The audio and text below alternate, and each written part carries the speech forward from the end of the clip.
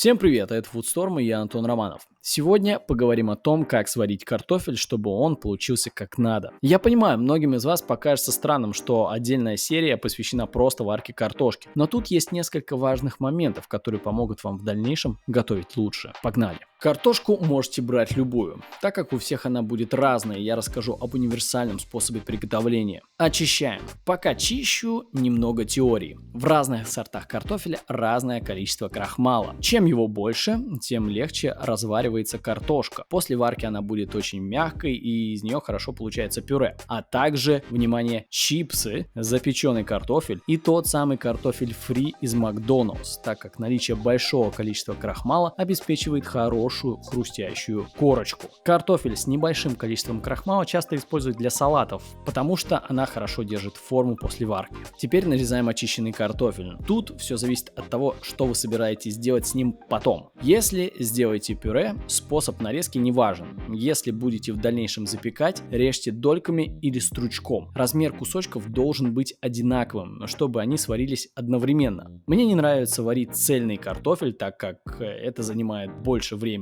К тому же картошка обычно по размеру разная и приходится маленький картофель доставать раньше, пока большой продолжает вариться. Уже нарезанный картофель держим в воде, чтобы он не потемнел. Но не более 24 часов. Иначе он потеряет свой вкус и станет дубовым. Но если только так не было задумано.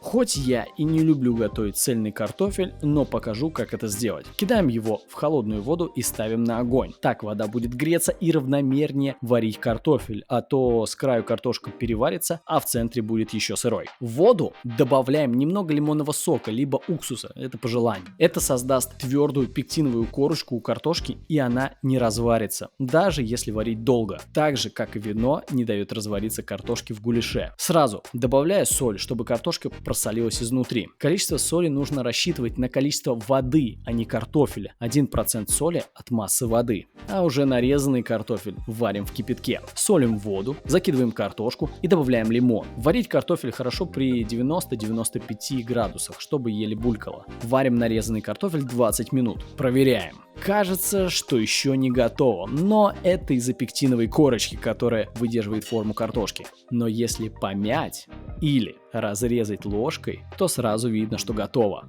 Сливаем по старинке. Вообще удобнее в дуршлаг, но мы не ищем легких путей. Когда слили воду, даем немного испариться лишней влаги. С цельным картофелем также. Красивая и цельная снаружи и полностью готовая внутри. Я ее готовил 40 минут, но тут все зависит от размера. Вот она, пектиновая корочка. Ну а чтобы нам было вкуснее ее есть, заливаем картоху пряным голландским соусом, обжигаем ее до корочки и украшаем листьями тимьяна. Все. Надеюсь, наше видео поможет вам варить более совершенный картофель. Поставьте нам за это лайк и займитесь едой. Это был Foodstorm и я, Антон Романов.